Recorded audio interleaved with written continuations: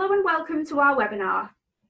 The webinar itself is all about Unit 5 of the BTEC Teamwork and Personal Development in the Community qualification, and it will take about 15 to 20 minutes of your time. Unit 5 is all about personal development through adventurous activity, and as cadets, I'm sure that you will have had the opportunity to take part in some form of activity, be it a taster session to experience what an activity is like, a developmental session to gain experience and to practice skills, or even sessions to develop your own skills so that you can go on to teach others. You may have also had the opportunity to take part in activities away from cadets, be it on school trips or socially with your friends and family. The webinar has two key objectives. Primarily, the purpose of the webinar is for me to guide you through Unit 5 and the tasks within the workbook step by step. And secondly, I will provide contact details for the 3 area managers. They will be able to put you in contact with the regional manager who looks after your cadet unit should you have any queries after this webinar has finished. For this session, you will need a copy of Workbook 2 and the Learning Guide to support Workbook 2. You may have those in either a paper copy or an electronic copy. Just to give you a quick overview so you know what to expect from this webinar, there are 4 written tasks in the workbook and 1 practical activity. They will look at organisations that provide adventurous activities and the variety of activities there are, looking at the benefits, the environmental and the safety factors. This unit will also task you to take part in adventurous activities and then review your experience. The webinar will guide you through those tasks step by step, and you can pause the webinar to give you time to complete the task in your workbook. One final point to note before we get started is that on each slide there will be a link to the Learner Guide pages in the green circle prompts in the top right-hand corner of your screen. These pages will help you to research your answers. Task 1 is asking you to describe a range of adventurous activities provided by organisations. You can find the task itself on pages 33 and 34 in the workbook and the supporting material in the Learning Guide on pages 64 to 68. As part of the task, you are asked to describe a number of activities, so provide relevant details to help paint a picture of the activity with words. Before you attempt this task, you need to understand what an adventurous activity is. The definition of an activity that involves greater than normal risk helps us to classify activities that make your heart beat that little faster or take you outside of your comfort zone as adventurous. Examples could include high ropes, hill walking, gorge walking, windsurfing or sailing, to name a few. I'm sure that you can think of many more. When you are describing an activity, you should consider what you actually do and what equipment you need as a minimum. For example, high ropes would involve completing an obstacle course at height, having obstacles to climb, crawl or balance over to reach safe platforms. You would wear a harness and a helmet to help keep you safe. Adventurous activities are used throughout many uniformed organisations, especially those that are involved with youth training, such as the cadets or scouts. They are used for many reasons, including personal development, fun, and team building. You will need to consider the different uniformed organisations that offer adventurous activities, and examples of these could include the Royal Air Force Air Cadets, the Army Cadet Force, the Sea Cadet Corps, the Boys Brigade, or others. For this task, you must choose 2 uniformed organisations. One may be your own organisation. And for each organisation you have chosen, you need to describe 2 adventurous activities. So you need to write 4 descriptions in total. The image here only shows an example of the boxes you would have to complete for one organisation due to space on the slide. There is space in your workbook on pages 33 and 34 for you now to write your answers.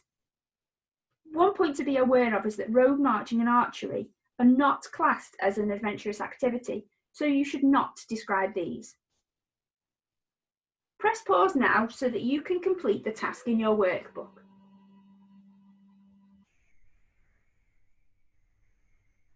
Once you've completed the boxes as required, task 1 will be complete. Now that you can describe a number of adventurous activities, task 2 asks you to take that a little further and describe the different factors that should be considered. You can find the task itself on pages 35 and 36 of the workbook and the supporting material in the learning guide on pages 69 to 74. The task itself is split up into 3, Part A, B and C. Part A is related to the benefits that an individual participant gets from taking part in adventurous activity. You may already be able to identify some benefits of taking part in adventurous activities, potentially from your own experience. But if you turn to pages 70 and 71 in your learning guide, there are a number of them listed. Everything from learning new skills or testing your willpower. Let's try and put this into context for you. Think about the benefits that you may have gained. Developing your trust, as you have to rely and trust in your peers to help keep you safe. Overcoming a challenge and learning how to control and cope in challenging situations. And using your initiative, making decisions often quickly to overcome problems. Spend a few moments of your time reflecting on your own experiences and the benefits that you have gained. After you've done that, if you turn to your workbook, you will be able to complete Part A and describe, so paint a picture of 2 benefits. Press pause now to complete Part A of the task.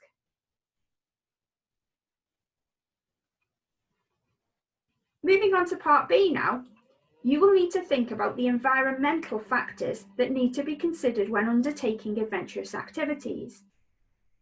We have a responsibility to protect our countryside now and for future generations to enjoy, but the actions of individuals can be harmful to the environment.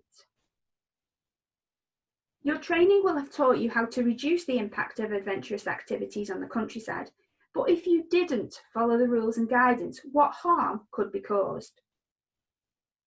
There are a number of ideas for you to consider in the learning guide on page 72, and some of those ideas include the danger of leaving litter and leftover food, how you should appreciate and maintain the beauty of the environment, taking care not to damage, destroy, or remove features of the countryside, how we should be aware of the wild animals and farm animals' behaviour, and finally, how important it is to reduce the risk of fire.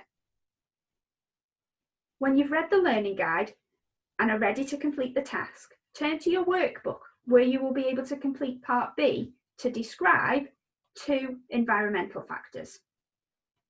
Press pause now to complete Part B of the task.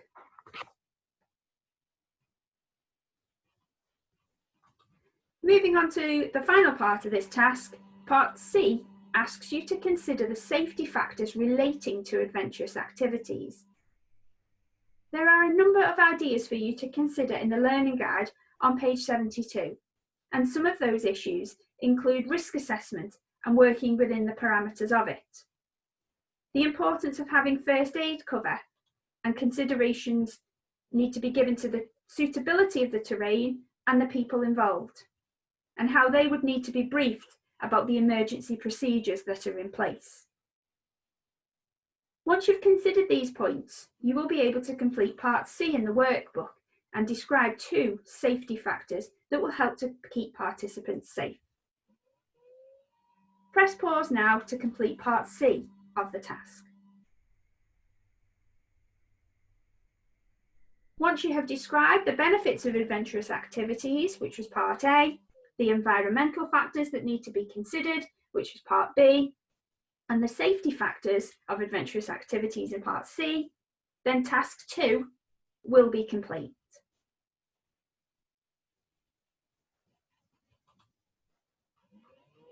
To complete this practical part of the unit, you will need to show that you have been able to participate in 2 appropriate adventurous activities. You may have already completed this, and if you have, then your regional manager will have access to that evidence, so you won't need to have to do anything additional. This activity can then be signed off as complete.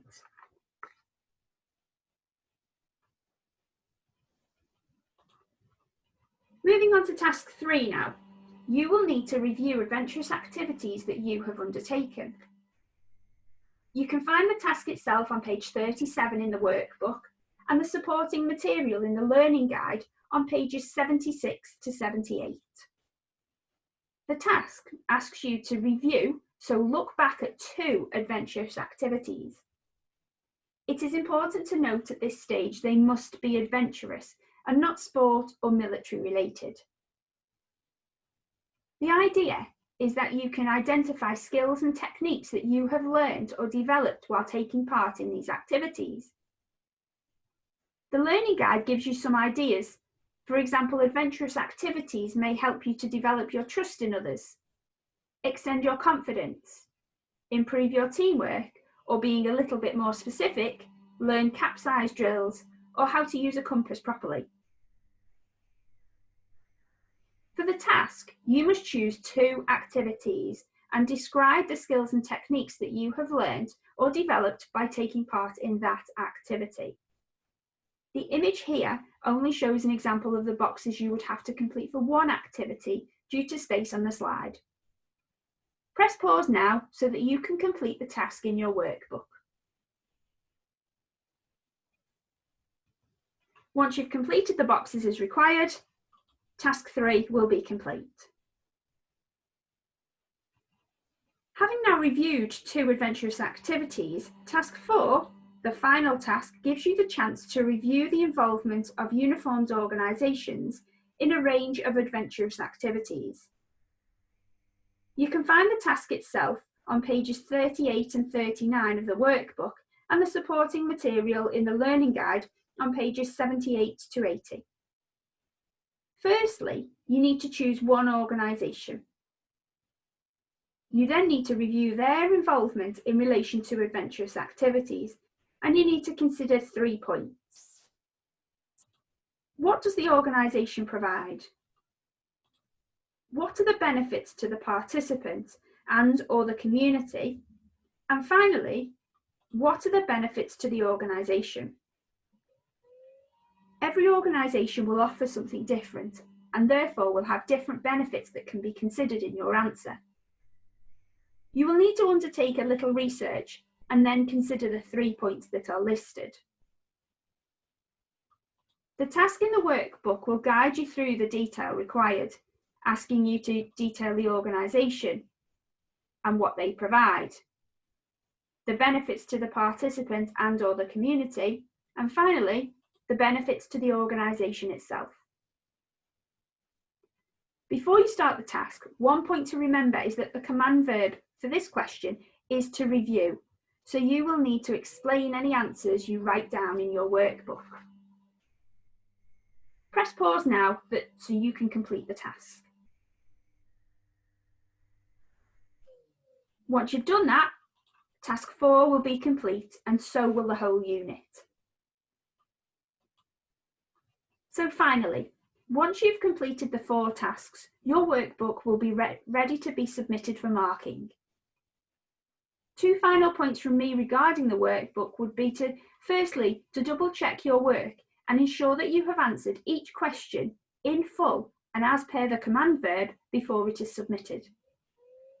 And secondly, to ensure that you complete the front page of the workbook in full, including your name, email address, CVQO reference number and cadet unit, and that you sign and date the learner declaration on the front page.